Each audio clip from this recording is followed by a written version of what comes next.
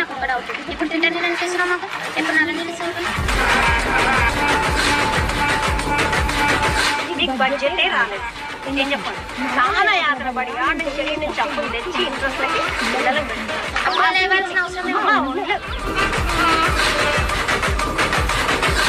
మనకి గవర్నమెంట్ మారినాక కొంచెం అటెండ్ అవుతుంది.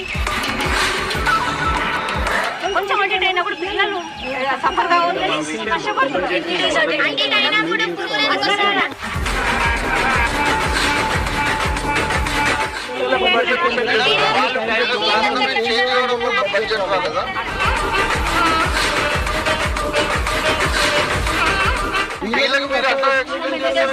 అవునండి,